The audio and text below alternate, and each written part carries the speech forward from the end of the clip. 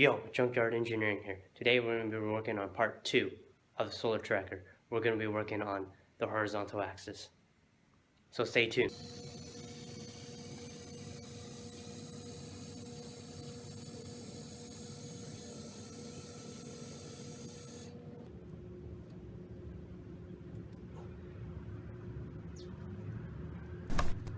First we start off with this metal plate and we're going to mount this Lazy Susan on there.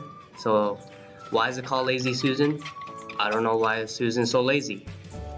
But, you know, I ain't a scientist, but we're going to take this Lazy Susan and we're going to slap it on that plate. We're going to file down these edges so I don't get cut. So as you can see, I'm testing if the nuts I'm putting in, they don't collide each other, so looks good. So now I'm going to actually drill these 4 holes to put these to mount the Lazy Susan on there. So as you can see, runs pretty freely. So now we're going to actually attach this whole assembly to Mr. Johnson itself. So we took off Mr. Johnson and we're going to drill these 2 holes as kind of like adaptive plates. So then we can then mount this plate to Mr. Johnson and form one assembly, like so. Now, assembling everything together, we can see that everything fits nice and perfect. I want to make most of the body aluminum so I don't get any like rust or damage, because this is going to be left in the sun, so majority of the parts are made out of aluminum. So as you can see, it spins pretty nicely.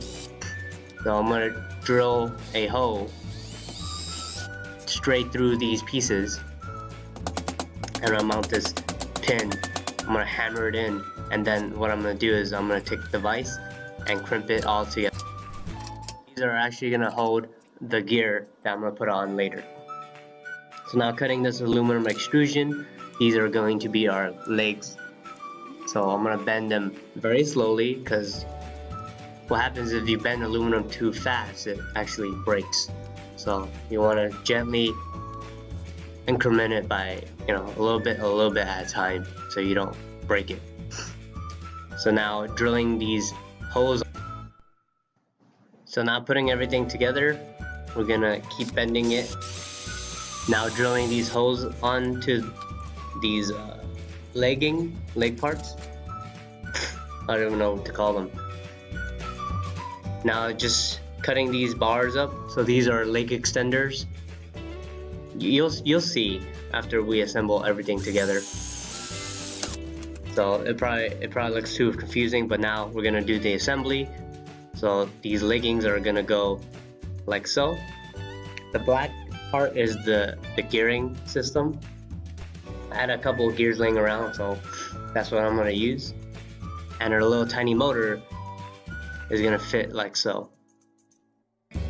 So now tightening everything together, we can see that when you turn the motor, it's gonna turn the whole solar panel. So I'm gonna have a close-up of it so you can see like the full assembly of it a little bit more closely.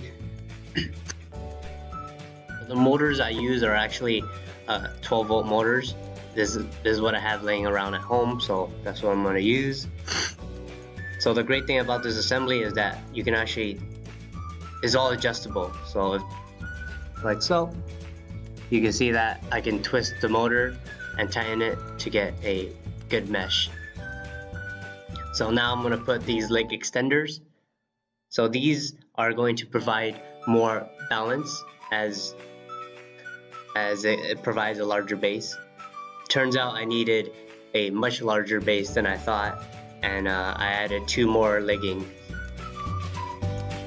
So now we can see the fully assembled solar panel. So I added these 2 long leggings. And so this will give it a larger profile, a larger base for the solar panel to sit on. So now assembling everything together, we see the first look of it. So our vertical axis or tilt axis is working fine like before. We're going to implement the horizontal axis. So everything runs smoothly. So this is a cool solar tracker project. So if you like the video, subscribe,